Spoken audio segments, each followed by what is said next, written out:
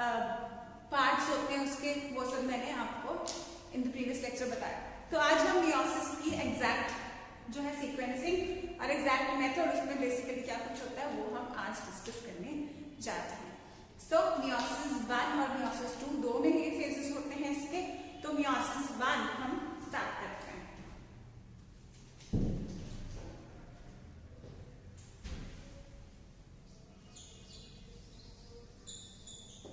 Meiosis 1, तो meiosis 1 में जैसे मैंने आपको बताया था कि मियोसिस 1 में भी 4 फेजेस ही होते हैं, prophase, metaphase, anaphase, telophase. Prophase 1, metaphase 1, anaphase 1 and telophase 1। तो इसका जो प्रोफेज होता है उसमें बेसिक डिफरेंस, जो खास डिफरेंस होता है वो इसमें होता है प्रोफेज 1। ठीक है, तो मियोसिस 1 में जो पर्टिकुलरली प्रोफेज 1 होता है ये काफी डिफरेंट होता है और ये इसका काफी कॉम्प्लेक्स और लंबा होता है। ठीक है, it is comparatively very complex and longer. So prophase 1 इतना लंबा होता है इस मियोसिस 1 का कि हम इस प्रोफेज को ही आगे 5 फेजेस में डिवाइड करते हैं।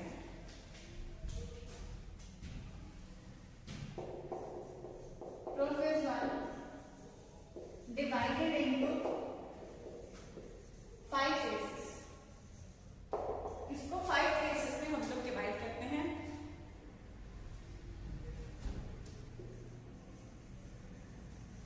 लैक्टोटीन, ज़ाइगोटीन, पैचिटीन, डिप्लोटीन और diakinesis. Leptotene, zygotene, pachytene, diplotene and diakinesis. So इनको याद कैसे रखोगे बच्चे आप? इनको याद रखोगे आप एक निमोनिक से।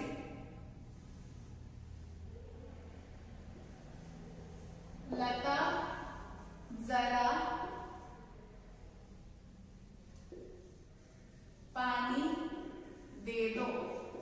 तो ये निमोनिक से आप याद रखोगे। ठीक है, किसी तरह से नहीं समझ आ रहा तो लता जरा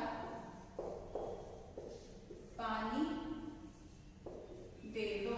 ठीक है, आजकल तो व्हाट्सएप पे आप लोग मैसेज टाइप करके आपको ये भी समझ आ गया होगा। So this is basically the mnemonic to learn the sequence of prophase 1। Leptotene, L for lactotin, L for lata, zygotin, pachytene, diplotene, diakinesis. So ये निमोनिक से आप ये सीक्वेंस याद रख सकते हो।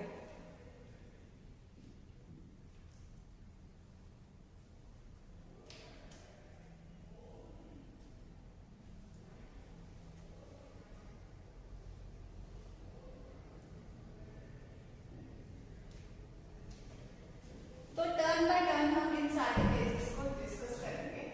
ठीक है, प्रोफेज, मेटाफेज, एनाफेज, टेलोफेज। जैसे ही प्रोफेज 1, मेटाफेज 1, एनाफेज 1, टेलोफेज 1 होंगे इसमें, लेकिन प्रोफेज में पर्टिकुलरली लैक्टोटीन, ज़ाइगोटीन, पैचिटीन, डिप्लोटीन और डाइकाइनेसिस होते हैं। तो हम 1 बाय 1 इन सारे फेजेस के बारे में डिस्कस करेंगे।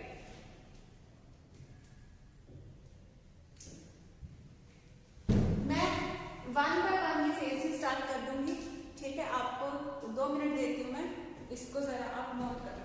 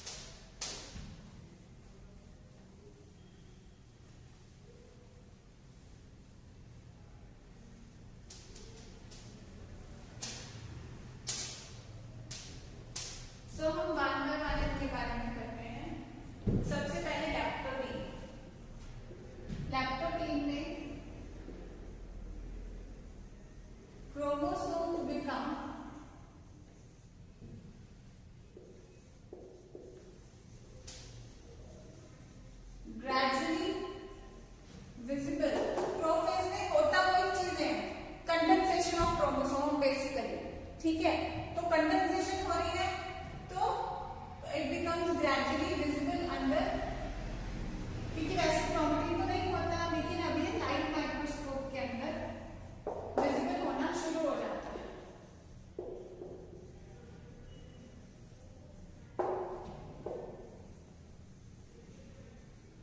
कंडेंसेशन और कंपैक्शन, जो भी आप इसे कहना चाहें, कंपैक्शन ऑफ क्रोमोसोम्स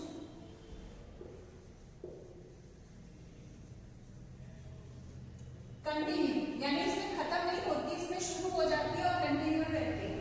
ठीक है, तो इस स्टेज को हम लोग कहते हैं लैक्टोटीन।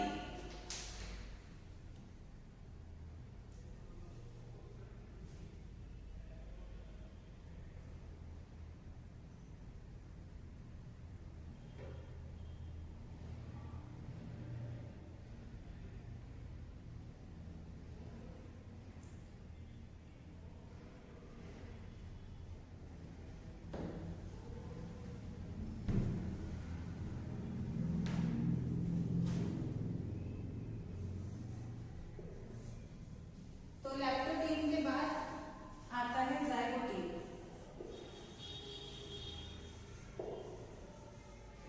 जाइगोटीन, अब जाइगोट आपने एक वर्ड सुना होगा, और जाइगोट कब बनता है? जब मेल और फीमेल गैमेट्स मिलते हैं, यानी कि फ्यूजन से या मेटिंग से, जोड़ियां बनने से। तो इसमें क्रोमोसोम स्टार्ट पेयरिंग टुगेदर। जैसे मैंने आपको बताया था, मियोसिस में होमोलोगस क्रोमोसोम्स की जोड़ियां बनती हैं। वो जोड़ियां जो हैं वो इस पर्टिकुलर स्टेज में बनती है। सो this is the stage in which chromosome start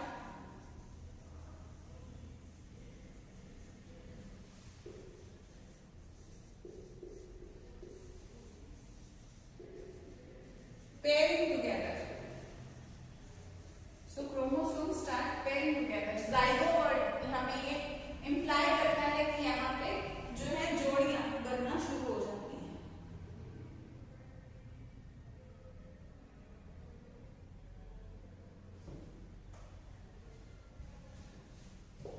And this process of association chromosomes start pairing together. तो ये प्रोसेस को हम लोग क्या कहते हैं? सिनैप्सिस। दिस प्रोसेस ऑफ एसोसिएशन या ये जोड़ियां बनाने का जो प्रोसेस होता है इनका, इट इज कॉल्ड सिनैप्सिस।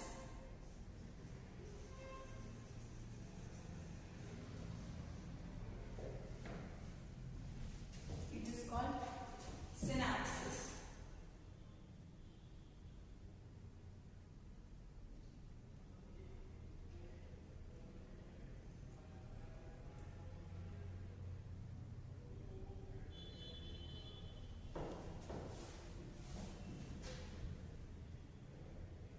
तो क्रोमोसोम्स जोड़ियां बनाने शुरू हो जाते हैं, यानी chromosome number 1 of mother will form pair with the one from father, 2 will form pair with the one from the father. तो ऐसे क्रोमोसोम नंबर 1 की जोड़ी, 2 की जोड़ी, 3 की जोड़ी, इसी तरीके से 23 जोड़ियां यहाँ पे बन जाती हैं। और सच पेयर क्रोमोसोम्स को हम क्या कहते हैं? हम इनको कहते हैं homologous chromosomes. So such pair chromosomes are called homologous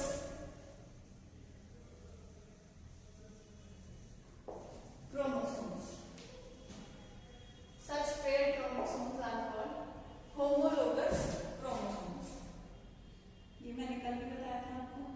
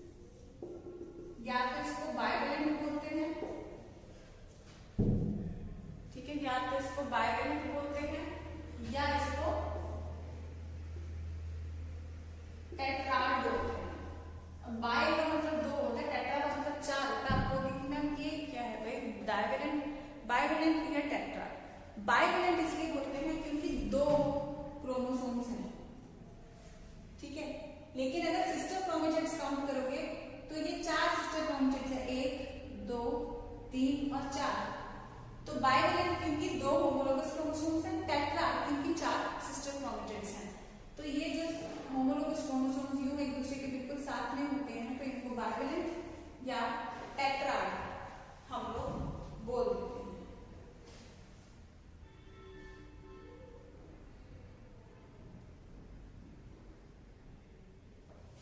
लेकिन इस स्टेज में ये इनका सिनेप्सिस जो होता है कि अगर आप ध्यान से इसको देखना चाहो, ये सिर्फ इलेक्ट्रॉन माइक्रोस्कोप में ही दिखता है और बहुत ज्यादा क्लियर ये फिर भी यहाँ पे नहीं होता। ये जो सिनेप्टोनीमल कॉम्प्लेक्स का फॉर्मेशन है यानी इन होमोलोगस क्रोमोसोम्स का पास आना, ये चीज यहाँ पे इतनी क्लियर नहीं होती है कि इनकी कोई ओवरलैपिंग और उलझ रहे हैं एक दूसरे में, इतना क्लियर नहीं होता। तो इसका मेन इवेंट यहाँ पे जाइगोटीन में जोड़ी बनाने तक का ही रहता है।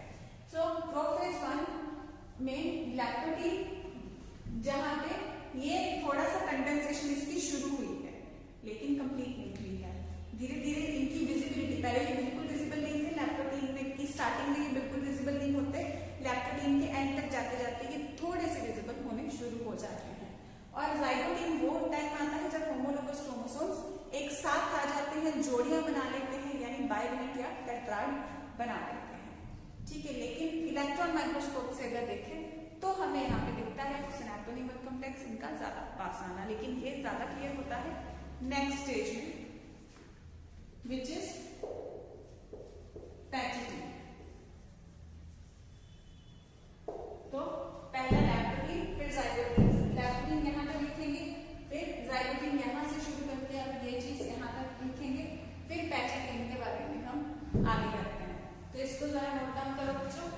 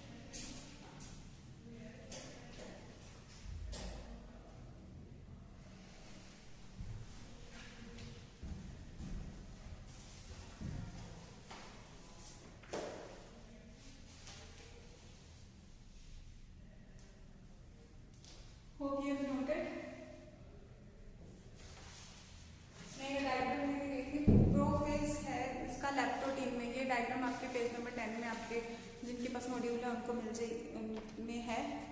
ठीक है, यहाँ पे आप देख सकते हो जो भी क्रोमोसोम्स हैं वो इस तरीके से दिखाई दे रहे हैं इसमें। ठीक है, यानी जोड़ियों में आ गए हैं और ये क्रोमोसोम्स की फॉर्म में, जो कि पूरा उलझा हुआ धागा था वो क्रोमोसोम्स की फॉर्म में दिखना शुरू हो जाता है थोड़ा थोड़ा। ठीक है, लैक्टोटीन में। जाइगोटीन में होमोलोगस क्रोमोसोम्स आपस में जुड़ गए हैं और यहाँ पे इनमें जोड़ दिखाई दे रहा है जिसे हम सिनेप्टोनीमल कॉम्प्लेक्स कह रहे हैं। ठीक है, सिनेप्टोनीमल कॉम्प्लेक्स कह रहे हैं। जैसे ये homologous chromosome for example 1 with 1 है, तो यहाँ पे जोड़ी इसकी बन गई है और थोड़ा सा आपस में चिपके हुए हैं। इस कॉम्प्लेक्स को जहाँ पे आपस में चिपक जाते हैं इसको हम सिनेप्टोनीमल कॉम्प्लेक्स बोलते हैं। ठीक है, तो जब ये जोड़ी इस तरीके से आ जाए तो इसको हम बाइवेलेंट भी बोल सकते हैं। अगर हम 4 हैं ये क्योंकि सिस्टर क्रोमेटिड्स, तो इनको टेट्राड भी बोल सकते हैं। ठीक है, अभी वहां पे कई बार होता है प्रिंटिंग वगैरह में थोड़ा आ जाता है, तो यहाँ पे आप ये क्लियरली देख पा रहे हो। ठीक है, बेशक पॉज करके ड्रॉ करना चाहो तो कर सकते हैं।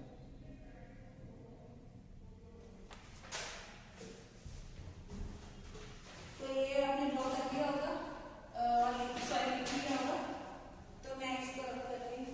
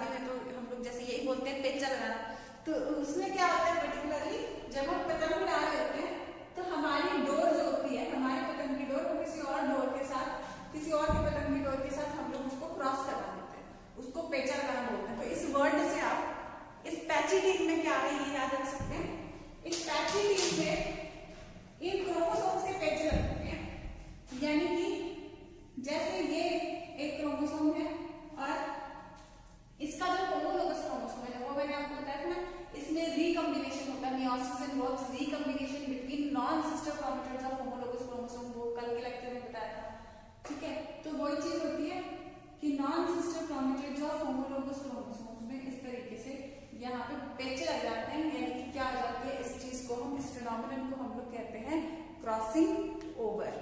ये फिनोमिनन को हम लोग कहते हैं क्रॉसिंग ओवर। और यहाँ पे ये जो चीज बन जाती है इसके क्रॉस से, इसको हम लोग कहते हैं रिकॉम्बिनेशन नॉड्यूल। ठीक है, तो ये चीज मैं आपको लिखवाती हूँ अभी और क्लियर करती हूँ, मैं लिखवाती भी।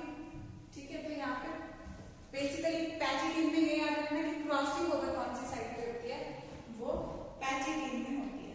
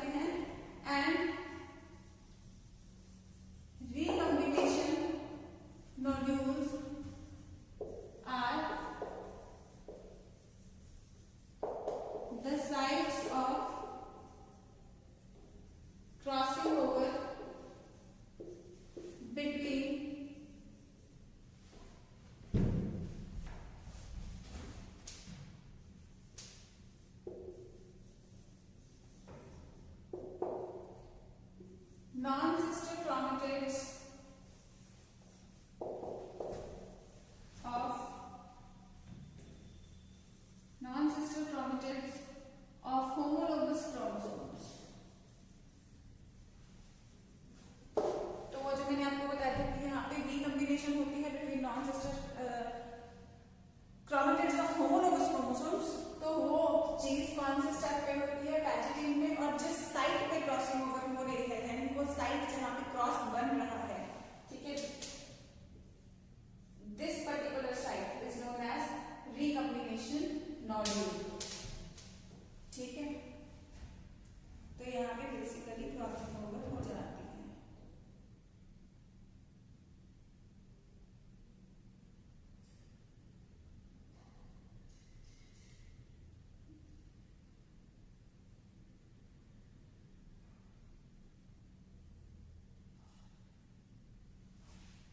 तो क्रॉसिंग ओवर में बेसिकली क्या हो रहा है, जैसे मैंने कल आपको ब्लैक और रेड जैसे दो कलर से चीज दिखाई थी कि एक अगर इसका होमोलोगस क्रोमोसोम अगर ये रेड वाला है तो इसकी यूं क्रॉसिंग ओवर हो जाती है।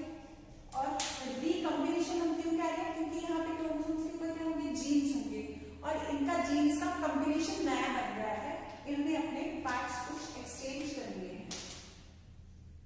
सो रिकॉम्बिनेशन हम इसको बोल देते हैं।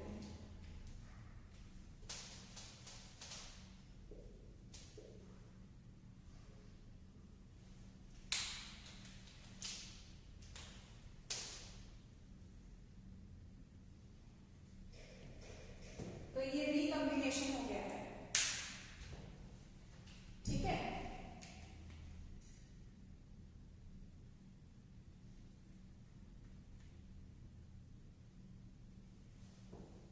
इसको क्रॉसिंग ओवर बोलते हैं। ठीक है, तो क्रॉसिंग ओवर क्या फिनोमिनन है, क्रॉसिंग ओवर वो फिनोमिनन है जिसके होमोलोगस क्रोमोसोम के नॉन सिस्टर क्रोमेटिड्स अपने कुछ जीन्स एक्सचेंज कर लेते हैं। जैसे कि रेड वाला क्वेश्चन इसके पास आ गया, ये ब्लैक वाला इसके पास आ गया, तो मैंने अपने कुछ जीन्स बेसिकली एक्सचेंज कर लिए हैं।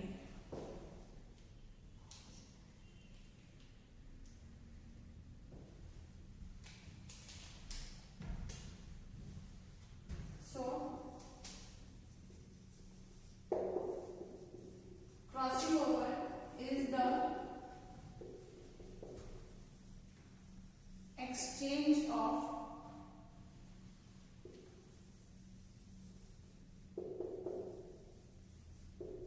genetic material between two homologous chromosomes.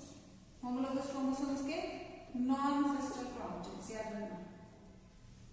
तो क्रॉसिंग ओवर बेसिकली क्रॉस करना है, दूसरे को क्रॉस करके अपने कुछ जेनेटिक मटेरियल या जीन्स को एक्सचेंज कर लेना.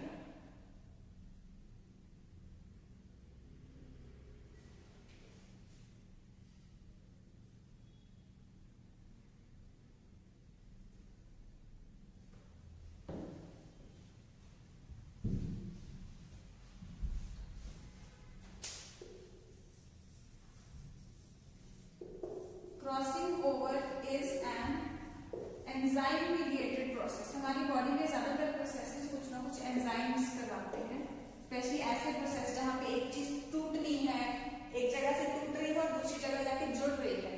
ठीक है. So crossing over is enzyme mediated process और इसमें जो एंजाइम इन्वॉल्व होता है उसका नाम है एंजाइम इन्वॉल्व इज रिकॉम्बिनेज. क्योंकि ये रिकॉम्बिनेशन करा रहा है तो इस एंजाइम को नाम दे दिया गया रिकॉम्बिनेज. एक्सचेंज करवा रहे हैं ये साइट्स. ये याद रखना इंपॉर्टेंट क्वेश्चन है.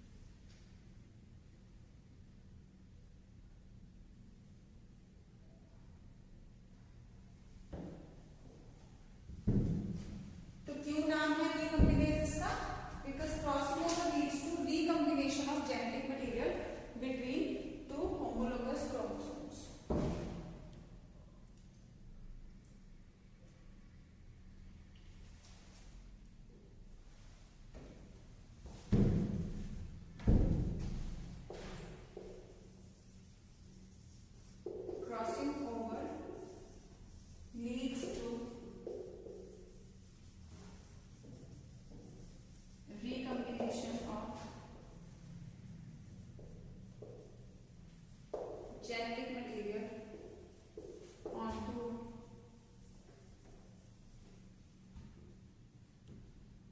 homologous chromosomes.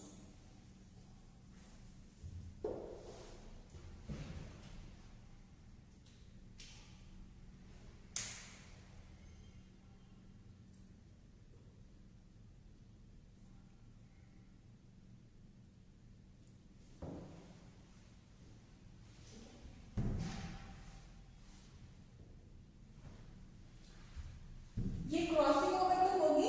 यहाँ पे पैचिटीन में हमें सिर्फ पैचिटीन क्रॉसिंग ओवर दिखती है, क्रॉसिंग ओवर डिसॉल्व नहीं होती है अभी यहाँ पे. ठीक है. ये चीज मैंने जस्ट आपको समझाई कि क्रॉसिंग ओवर क्यों होती है.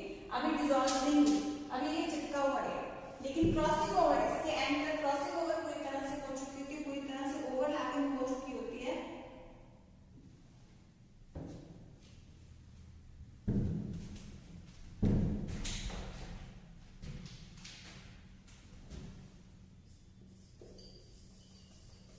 Crossing over या recombination is completed is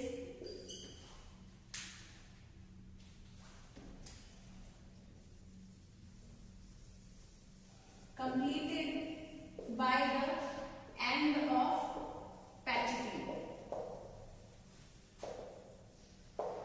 तो यहाँ पे homologous chromosomes are separated from each other except at the site of crossing over. इसके बाद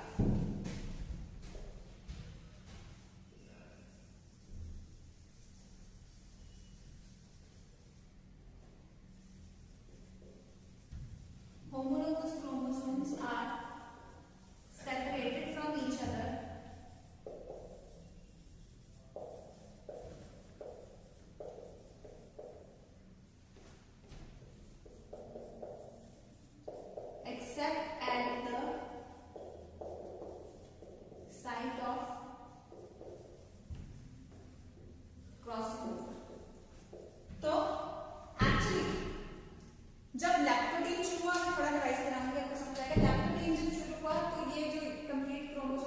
स्ट्रक्चर होता है धागेदार स्ट्रक्चर, ये हमें थोड़ा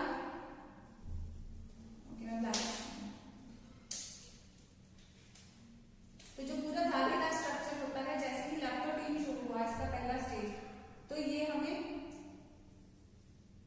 यूं इसके सिस्टर क्रोमेटिड्स इस तरीके से दिखाई नहीं पड़ते हैं, लेकिन काफी चिपके हुए होते हैं। ठीक है, जाइगोटीन के टाइम पे इनकी यूं जोड़ियां बन जाती हैं, ये टेट्राड या बाइगोन बन जाते हैं। फिर पैचिटीन जैसे ही शुरू होता है, हमें ये 4 के सिस्टर क्रोमेटिड्स ये दिखना शुरू हो जाता है, 4 सिस्टर क्रोमेटिड्स हैं, यूं दिखना शुरू हो जाता है।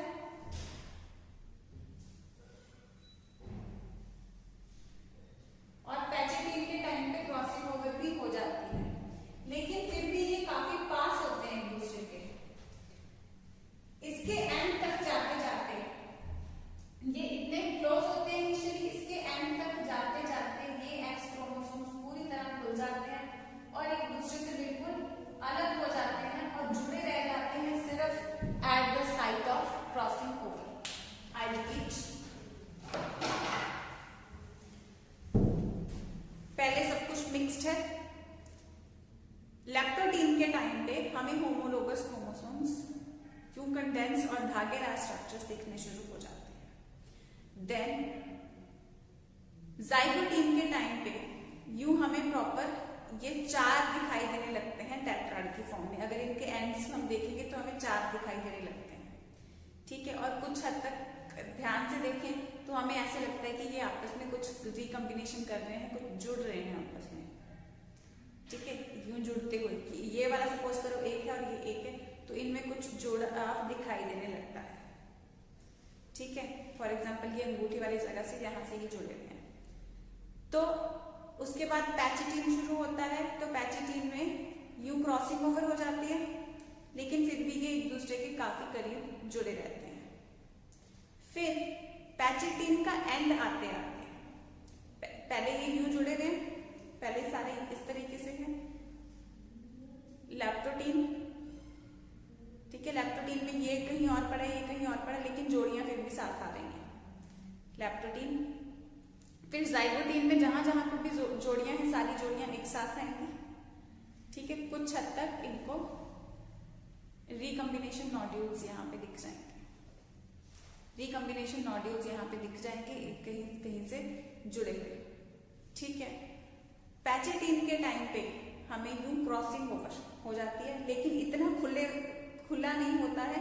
यूं क्रॉसिंग ओवर हुई है, जैसे इस तरीके से यूं क्रॉसिंग ओवर इसकी हमें दिख जाती है, यूं क्रॉसिंग ओवर इसकी दिख जाती है।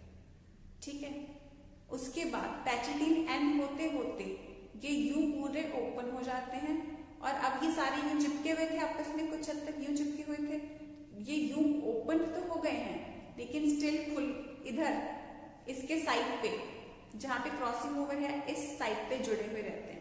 यूं टाइट थे, यूं ओपन हो गए। पैचिटीन में ही यूं पड़े हुए क्रोमोसोम्स की क्रॉसिंग ओवर हुई, और फिर ये यूं पार्ट दूर होने शुरू हो गए। They started parting from each other, but still they are attached at the site of crossing over. Now this crossing over अभी ये डिसॉल्व नहीं हुआ पैचिटीन में।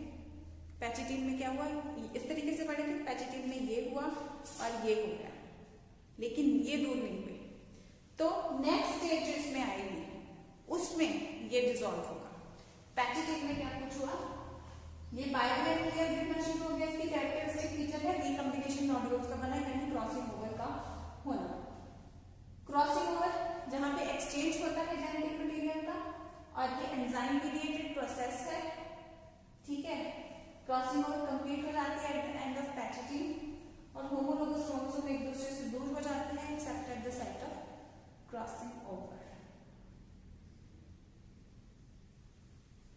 सो दिस इज पैचिटीन। नोट करें थोड़ा इसको।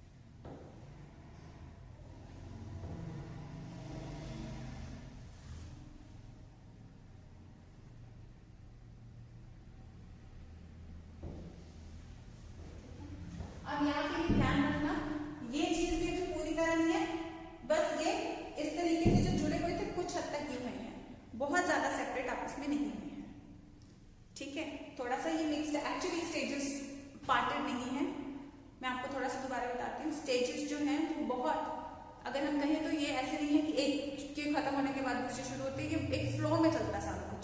जस्ट हम पढ़ने के लिए इनको ये करते हैं, तो थोड़ा सा आपको ध्यान में रखना होगा। लैक्टोटीन, सारा जो कॉम्प्लेक्स मटेरियल था वो क्रोमोसोम्स में आना शुरू हो गया, जाइगोटीन में जोड़ियां बन गई, ठीक है। पैचिटीन में क्रॉसिंग ओवर हो गई। पैचिटीन यूं पूरा उलझा हुआ क्रॉसिंग ओवर होता है एक्चुअली, ठीक है, पूरा उलझा हुआ क्रॉसिंग ओवर है। पैचिटीन के एंड तक ये चीज इस तरीके से हो गई, पैचिटीन के बाद ये इस तरीके से खुलेगी, उसके बाद ये इस तरीके से खुलेगी, अभी ये इतना हुआ है, ठीक है। एक्चुअली ये पैचिटीन और डिप्लोटीन जो आता है ये काफी कनेक्टेड है, तो डिप्लोटीन हमने छोटा सा पार्ट एक डिप्लोटीन बताया। पैचिटीन में आप लोग सिर्फ ध्यान में रखोगे कि क्रॉसिंग ओवर होती है, ठीक है, तो आप इतना ही ध्यान रखो कि पैचिटीन में ये हो गया बस। जैसे ये यू था पहले,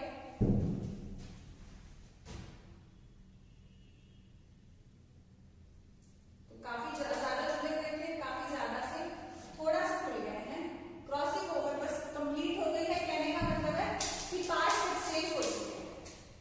ये डायग्राम बनाना जो मैंने यहाँ पे बनाई थी पैचिटीन के लिए, तो पहले क्रॉसिंग ओवर हुई है, तो क्रॉसिंग ओवर होते ही हम कह सकते हैं कि इन्होंने पार्ट्स अपने एक्सचेंज कर लिए हैं, लेकिन ये अलग नहीं है, पार्ट्स एक्सचेंज हो चुके हैं, ये अज्यूम किया जाता है, ठीक है, क्योंकि दिखता नहीं है कि हो गए हैं या नहीं हुए हैं, अभी ये यूं ही दिखाई देते हैं, लेकिन ये माना जाता है कि पार्ट्स एक्सचेंज हो गए हैं यहाँ पे। फॉर एग्जाम्पल ये चीज है,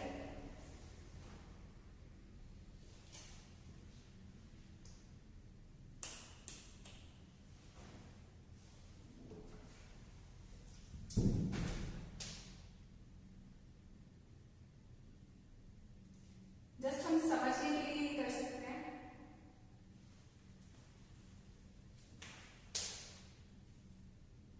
कि ये एक्सचेंज इस तरीके से पूरा हो चुका है, और अगर देखा जाए लेकिन ये अलग नहीं हुए हैं, तो यहाँ पे पार्ट्स एक्सचेंज कर लिए इन्होंने, ये आप देखेंगे तो पार्ट्स एक्सचेंज कर लिए इन्होंने, लेकिन ये अलग नहीं हुए हैं।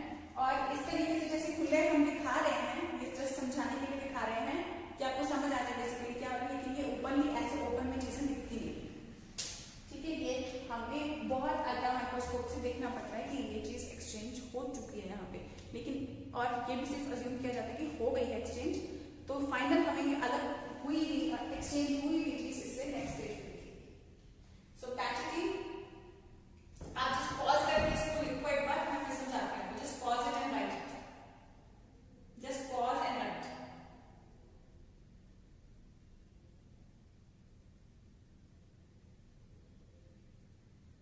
अभी तक पॉज नहीं किया है तो कर लो, मैं बिल्कुल स्टार्टिंग से ये चीज एक बार समझा रही हूँ। ओके, सो आई होप आपने लिख लिया है। अब देखो ध्यान से, लैक्टोटीन में चीजें सुलझ गई हैं, कॉम्बिनेशन शुरू हो गया है, कहने का मतलब है जो हम नॉर्मली कहते हैं कि प्रोफेज में, जैसे माइटोसिस में हमने कहा कि प्रोफेज का मेन पार्ट है कंडेंसेशन, तो वैसी कंडेंसेशन लैक्टोटीन में शुरू हुई, फिर जरा से जाइगोटीन आ गया, जाइगोटीन में जोड़ियां बन गई, पैचिटीन में पेचे लग गए, बस क्रॉसिंग ओवर हो गई बस।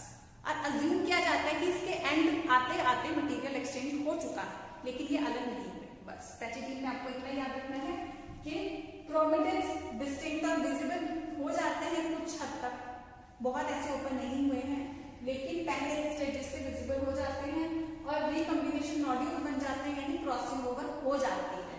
क्रॉसिंग ओवर हो जाती है, इसके लिए एंजाइम रिकॉम्बिनेज चाहिए होता है, और eight the end of pachytene तक क्रॉसिंग ओवर कंप्लीट हो जाते हैं, यानी पार्ट्स एक्सचेंज हो जाते हैं, लेकिन ये एक दूसरे से दूर जाने शुरू हो जाते हैं, ठीक है, एक दूसरे से दूर जाने शुरू हो जाते हैं, लेकिन साइट ऑफ क्रॉसिंग ओवर तक अभी भी जुड़े रहते हैं, थोड़े से दूर जाने शुरू हो जाते हैं, लेकिन बहुत हद तक दूर नहीं जाते हैं। ये सेम ही लाइन से हम अगला भी डिस्क्राइब करेंगे, लेकिन उसमें थोड़े से और दूर चले गए, थोड़े से ज्यादा दूर, कि खिंचाव जैसे पैदा हो रहा है, हटने का, टूटने का एक दूसरे से, वो पैदा हो रहा है, तो पैचिटीन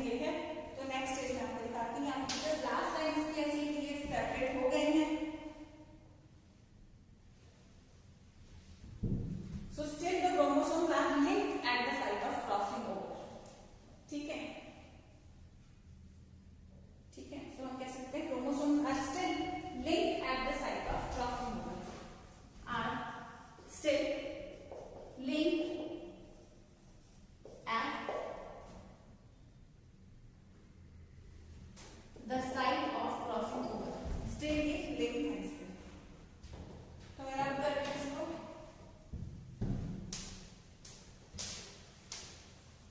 बस इसमें मेन तो ये प्रोफेज 1 है बात करने वाला, बाकी सारा बहुत आसान है। अगर माइटोसिस देखिए तो बाकी सारा बहुत आसान है, सिर्फ यही है याद करना।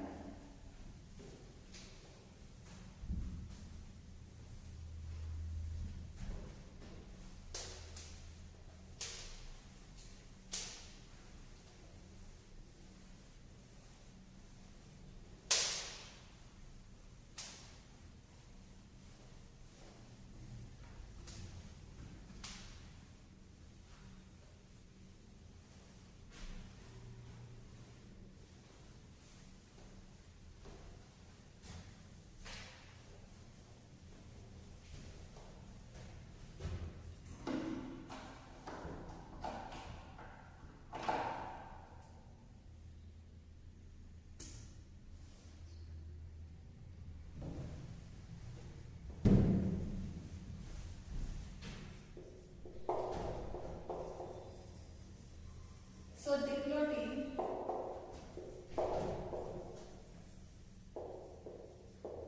beginning of diplotin is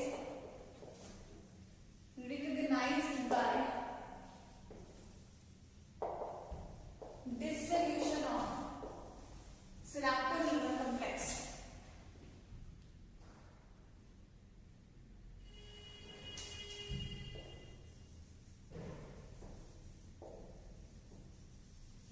तो सिनेप्टोनीमल कॉम्प्लेक्स यानी कि कोलिक कम्युनिकेशन मॉड्यूल्स जो बन रखी हैं वो अब डिसॉल्व होना शुरू हो जाता है।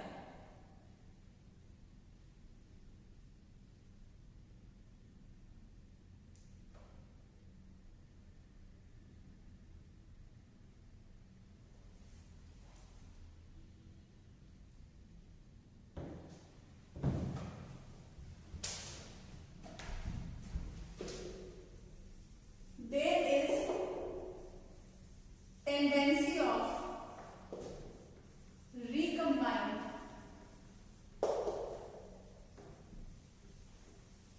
homologous chromosomes of the violet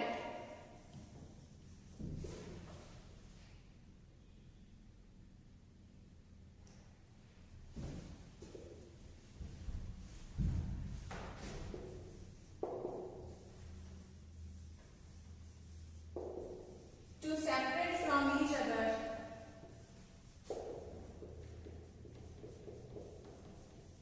except at the site of crossing over। So crossing over की साइड छोड़ के बाकी जगह के लिए डिसॉल्व हो जाता है।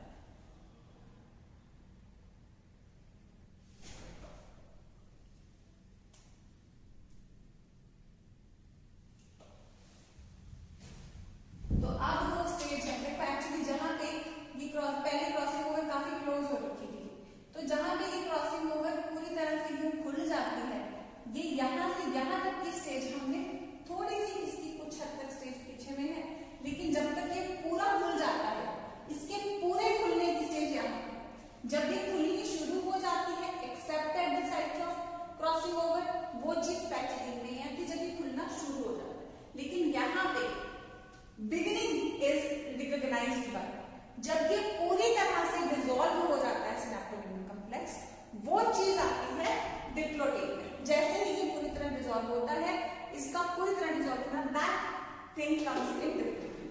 तो वो उसका लास्ट पार्ट था और यहाँ पे कंप्लीट डिसोल्यूशन, इसका शुरुआत होना डिसोल्यूशन की थोड़ा सा दूर जाना इन होमोलोगस क्रोमोसोम का, वो अभी पैच नहीं था। यहाँ पे जब ये पूरी तरह डिसॉल्व होना शुरू हो गया, ये चीज आती है डिप्लोइड में।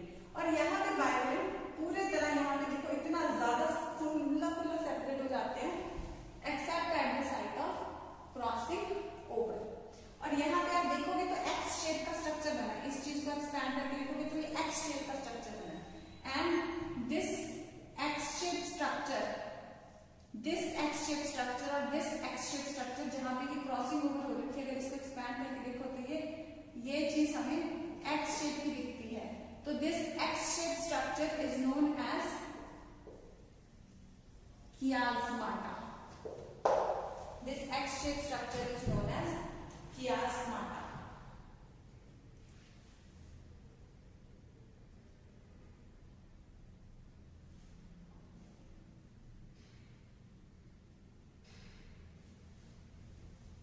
The tendency of homologous chromosomes of bivalent is separate from each other at the site of crossing over, and at the site of crossing over the X-shaped structure. These X-shaped structures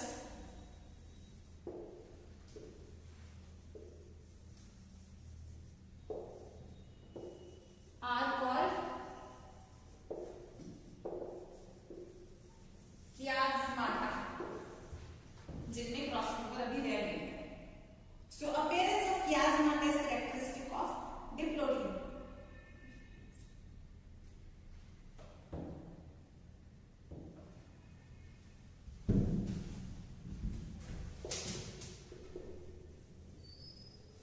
In oocytes of some vertebrates,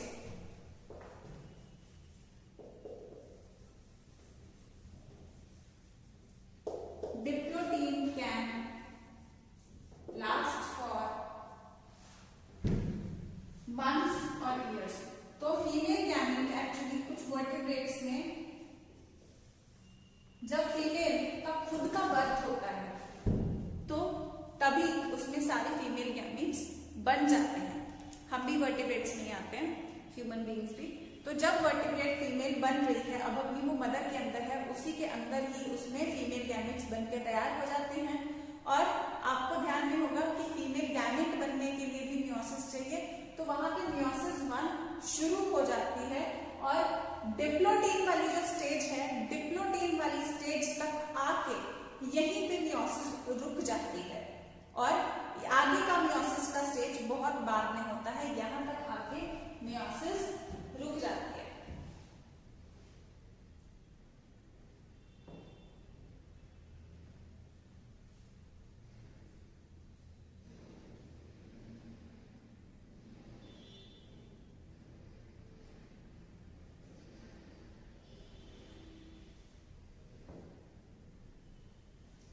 ठीक है, तो ये हो गया diplotene, जहां पर पूरी तरह ये सेपरेट हो गया। मैं पिक्चर दिखाऊं आपको तो मैं लेप्टोटीन में ही धागे शुरू हो गए, ठीक है। जाइगोटीन में सिनेप्सिस शुरू हो गई, रिकॉम्बिनेशन नोड्यूल हल्का सा आ गया। पैचिटीन में यहाँ पे देखो रिकॉम्बिनेशन नोड्यूल इतना क्लोज था, यहाँ पे ये क्रॉसिंग ओवर हो गई थी, यहाँ पे पास आया था जाइगोटीन में जोड़ी बना के, और यहाँ पे ये क्रॉसिंग ओवर हो गई है, ठीक है। तो यहाँ पे क्रॉसिंग ओवर हो गई है और यहाँ पे डिप्लोटीन में, यहाँ पे क्रॉसिंग ओवर हो गई, डिप्लोटीन में ये दूर चले गए और स्टिल जुड़े हुए हैं chiasmata पे, एक्स शेप स्ट्रक्चर पे। यहाँ पे हम लोग डाइकाइनेसिस में देखते हैं, आगे देखेंगे डाइकाइनेसिस में कि ये एक्स शेप स्ट्रक्चर भी डिसॉल्व हो जाएगा।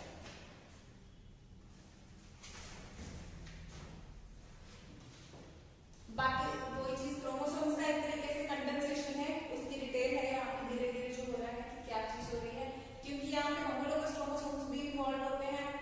माइटोसिस में ऐसा कुछ नहीं था, तो यहाँ पे ये चीज इन्वॉल्व होती है, तो इसलिए थोड़ा सा ये प्रोफेज 1 डिफरेंट आ जाता है। सो दिस इज अबाउट डिप्लोटीन। इसको पॉज करके नोट करें बच्चे, जल्दी से जल्दी, क्योंकि पॉज करके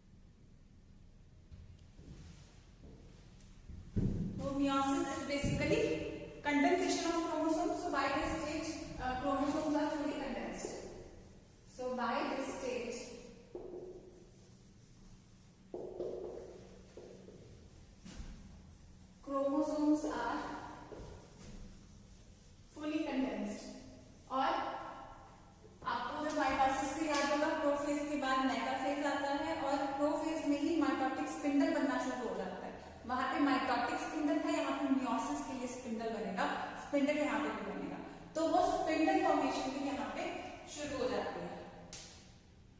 ठीक है, स्पिंडल भी यहाँ पे पूरा बन जाता है।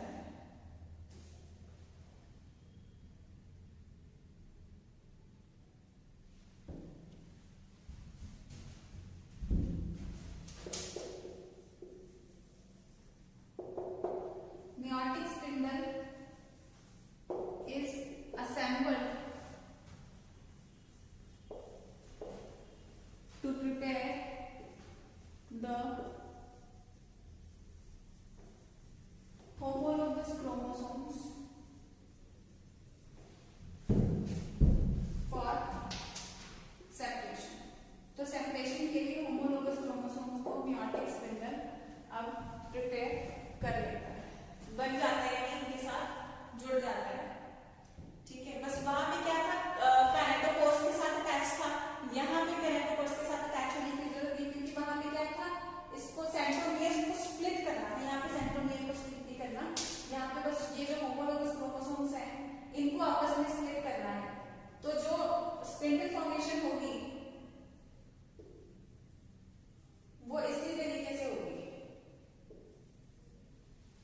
ये इधर चले जाएंगे और ये इधर चले जाएंगे, तो यहाँ पे कोई सेंट्रोमियर को यूं स्प्लिट करने की मियोसिस 1 में कोई जरूरत नहीं है। ठीक है, तो इसलिए इस तरीके से होंगे, वो सेंट्रोमियर स्प्लिटिंग इसमें आगे चल के नहीं होगी, क्या प्रोफेज में होती भी नहीं है। ठीक है, तो डायकाइनेसिस में मेयोटिक स्पिंडल बन गया है और होमोलोगस क्रोमोसोम्स पे अटैच हो गए हैं स्पिंडल फाइबर्स।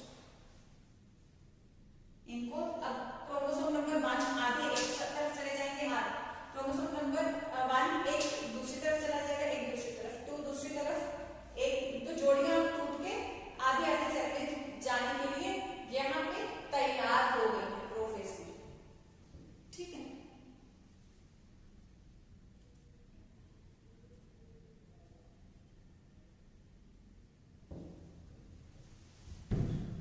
सो प्रोफेज का एंड हो गया था। So by the end of prophase जो नॉर्मल चीजें थी प्रोफेज में, तो वो क्या कुछ था, प्रोफेज की नॉर्मल चीजें जो हमेशा होनी चाहिए, एक तो क्रोमोसोम्स की कंडेंसेशन, ये हमने बता दिया कि पूरी तरह कंडेंस हो गई। इसके बाद न्यूक्लियर एनवेलप,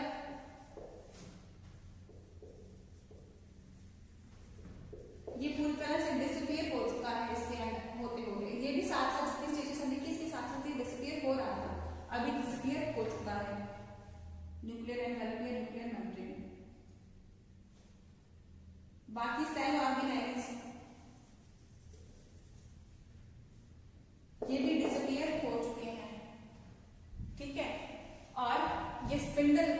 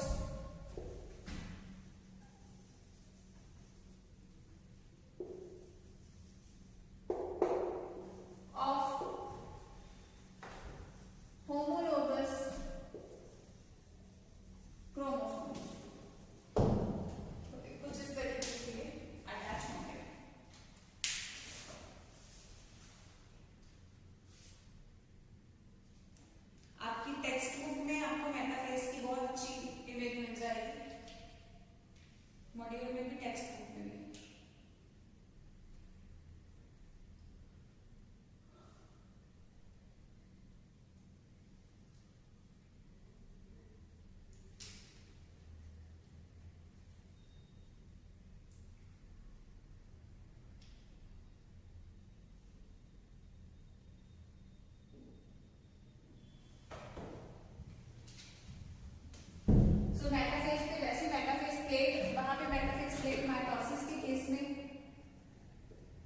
इस तरीके से बन रही थी, यहाँ पे इस तरीके से बन रही है।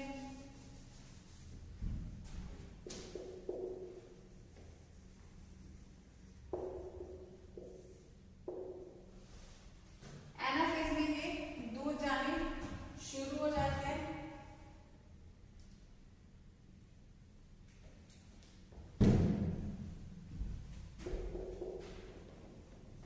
वैसे ही एनाफेज में जैसे वहां पे दूर जाने शुरू हो गए थे सिस्टर क्रोमेटिड्स, वहां पे क्या था, बस सेंट्रोमियर स्प्लिट होकर दूर जाने शुरू हो गए थे। यहाँ पे कोई सेंट्रोमियर स्प्लिट नहीं हो रहा, बस होमोलोगस क्रोमोसोम्स अपनी अपनी तरफ जाना शुरू हो जाते हैं। ठीक है, यहाँ पे बस सेंट्रोमियर स्प्लिटिंग नहीं हो रही। Homologous chromosomes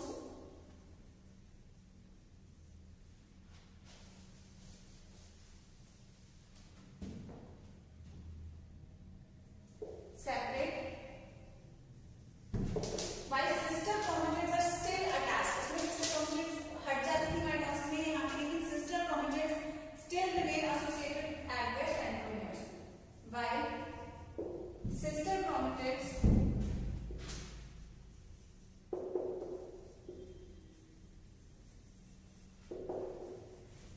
are still attached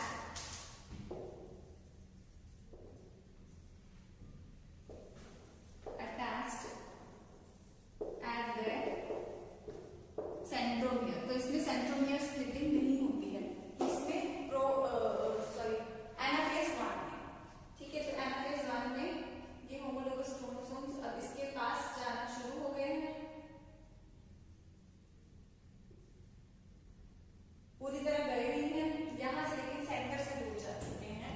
और सिस्टर क्रोमेटिड्स सेंट्रोमियर के स्टिल अटैच्ड हैं। इनकी अच्छी इमेजेस आपको बुक में मिल जाती हैं।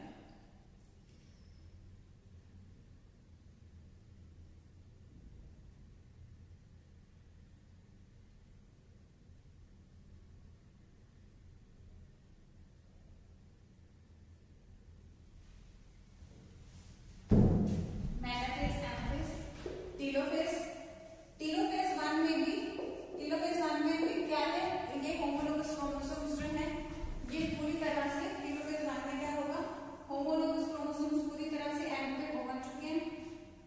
ठीक है, माइक्रोट्यूब्यूल्स डिसॉल्व हो चुके हैं, फिर न्यूक्लियर मेम्ब्रेन अब आना शुरू हो जाती है। प्रोफेज से उल्टा से न्यूक्लियर मेम्ब्रेन आना शुरू हो जाएगी, सेल ऑर्गेनेलिस आनी शुरू हो जाएंगी। ठीक है, स्पिंडल डिसॉल्व हो जाएगा, डीकंडेंसेशन क्रोमोसोम्स की शुरू हो जाएगी। तो वही टीलोफेज वैसे ही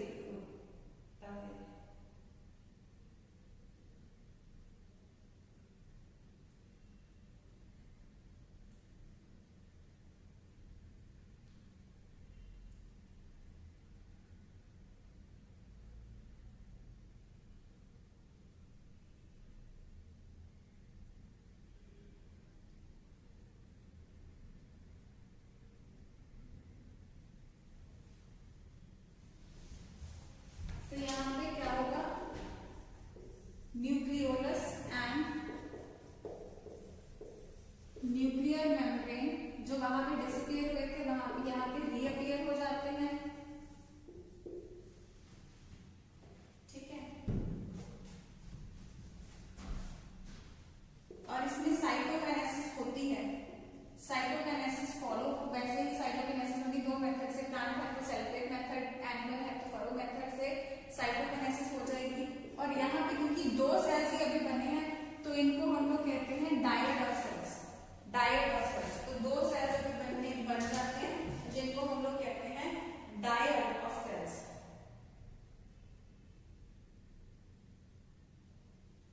ठीक है, लेकिन अभी क्या है, मियोसिस 2 होनी है, तो कंप्लीट डीकंडेंसेशन ऑफ क्रोमोसोम नहीं होगी, लेकिन कुछ केसेस में chromosomes tend to get dispersed.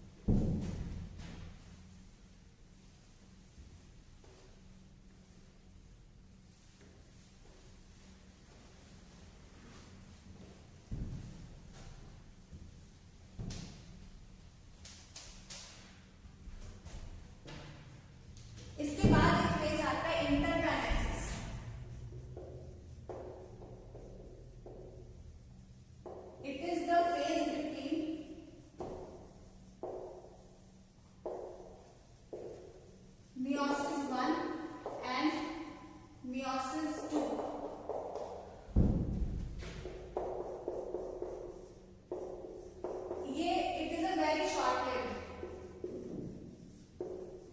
It is a very short lived phase, बहुत छोटा सा फेज होता है और इसमें कोई डीएनए रेप्लिकेशन नहीं होती। जो पहले हो गई डीएनए रेप्लिकेशन का एक ही साइकिल होता है इसमें, जो पहले हो गया, so here no DNA replication occurs. कुछ हद तक आरएनए और प्रोटीन्स कुछ हद तक बनते हैं, लेकिन डीएनए रेप्लिकेशन नहीं होती है।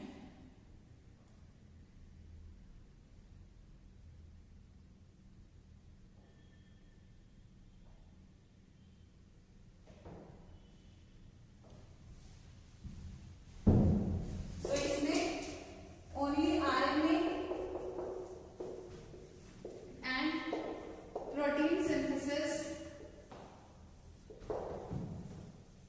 takes place और सेंट्रियोल्स की जो डुप्लीकेशन होती है, सेंट्रियोल्स में हो सकता है, कब्जा हमेशा नहीं करते, सेंट्रियोल्स में डुप्लीकेट इन सम एनिमल सेल्स। तो एनिमल सेल्स में हो सकता है सेंट्रियोल्स डुप्लीकेट कर जाए।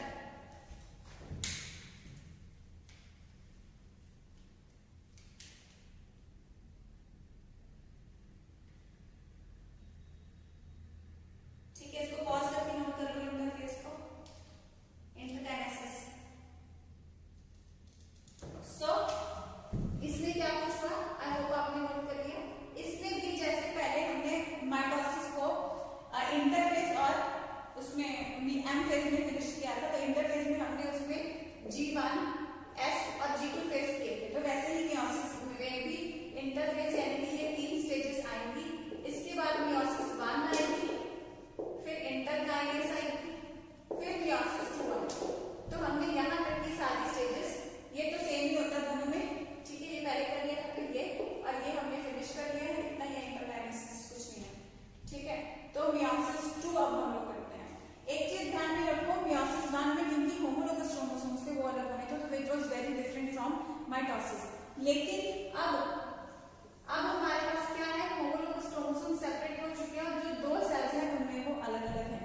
तो मियोसिस 2 जो है वो काफी हद तक माइटोसिस जैसे हम लोगों को लगेगी, ठीक है। तो यहाँ तक का लेक्चर एक बार अगर थोड़ा सा भी आप कंफ्यूज हो तो यहाँ तक का लेक्चर दोबारा सुन लो, फिर ये आगे जो मैं मियोसिस 2 करवाने जा रही हूँ ये सुन लो,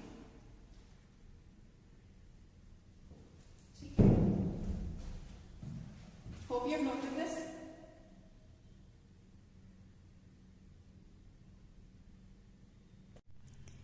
वैसे ये मियोसिस 1 की स्टेजेस आपके मॉड्यूल में भी हैं, लेकिन ये बुक में कलर्ड है इसलिए मैं थोड़ा सा यहाँ पे दिखा रही हूँ कि प्रोफेज 1 में यहाँ पे सारे क्रोमोसोम्स यूं जुड़े हुए हैं और कंडेंस हो चुके हैं, ठीक है। प्रोफेज 1 की डिटेल में आपको करवा चुकी हूँ जो आपके मॉड्यूल में।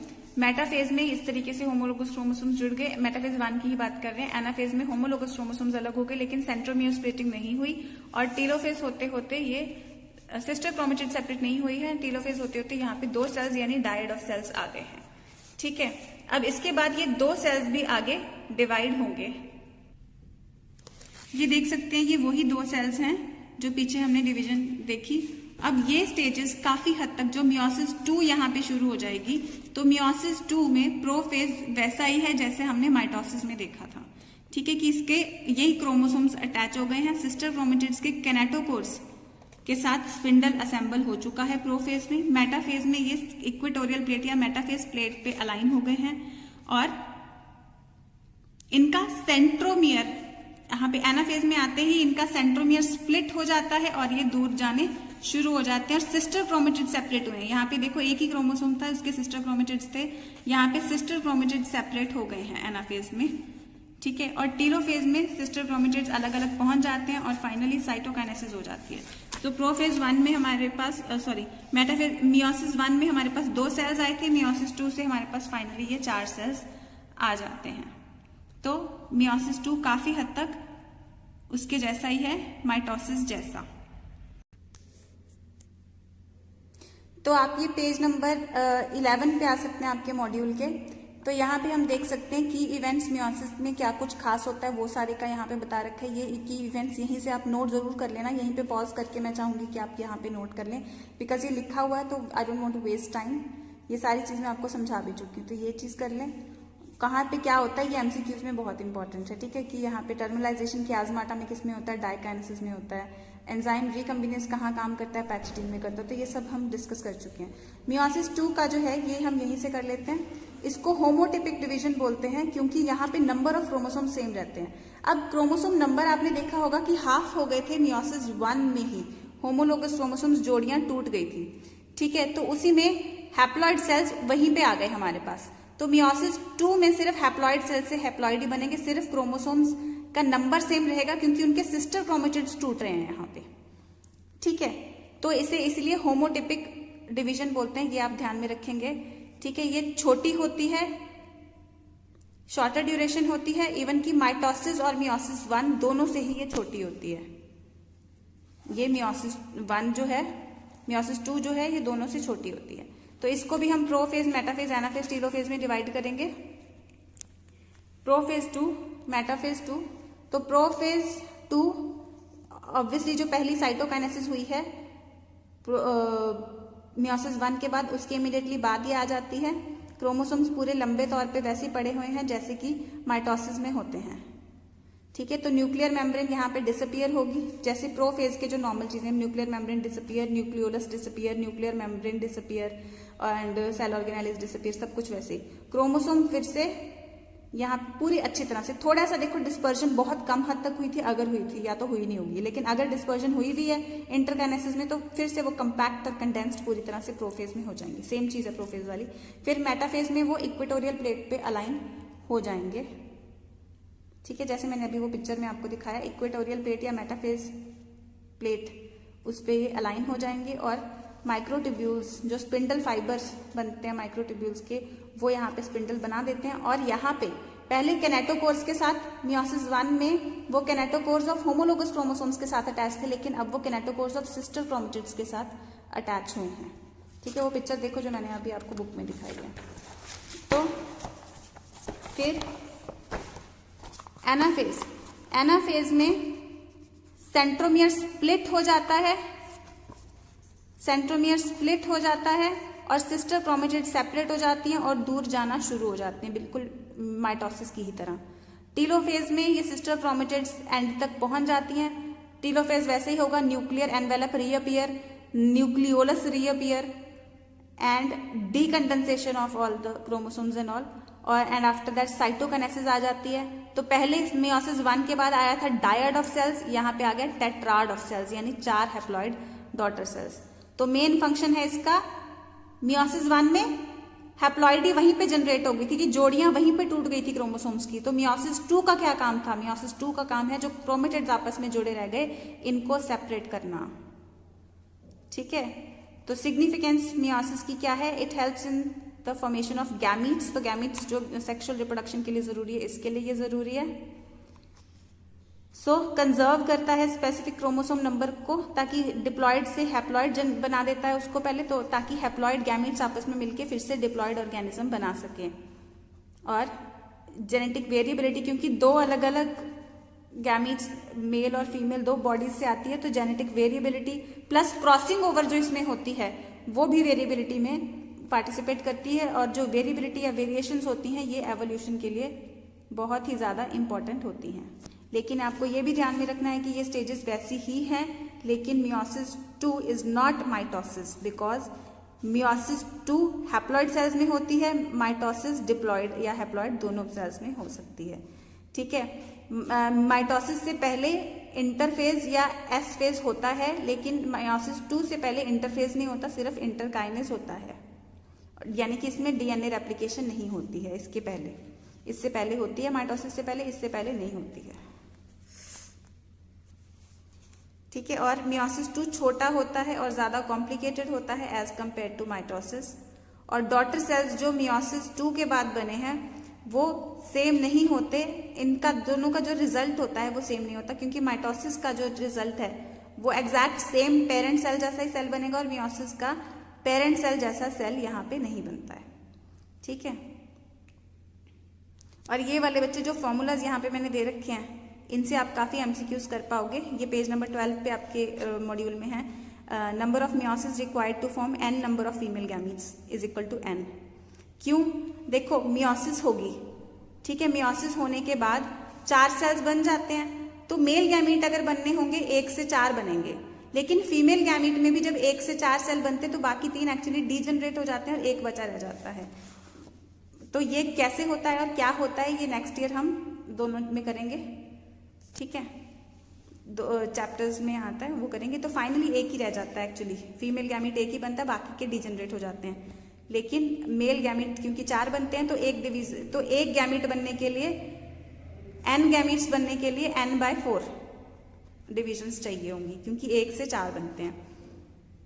एक डिवीजन से 4 गैमीट्स बनते हैं मेल में, फीमेल से 1 ही बनता है क्योंकि बाकी 3 डीजनरेट हो जाते हैं।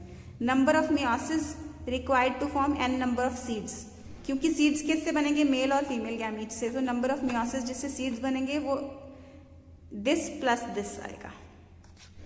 सो number of meiotic division required to produce 100 grains, 100 seeds यानी कि 100 फीमेल गैमीट्स और 100 मेल गैमीट्स। तो 100 मेल गैमीट्स बनने के लिए कितने डिवीजन चाहिए होंगी, 100/4 यानी 25, और फीमेल 100 ही चाहिए होंगी। तो 100 + 25 125, ठीक है। तो ये सारा आपको जरा ध्यान में रखना है।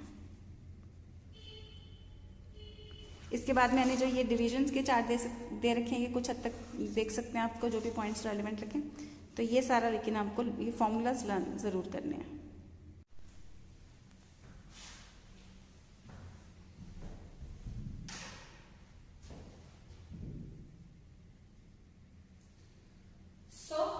मियोसिस की सिग्निफिकेंस क्या होती है ये सब भी हमने डिस्कस कर लिया।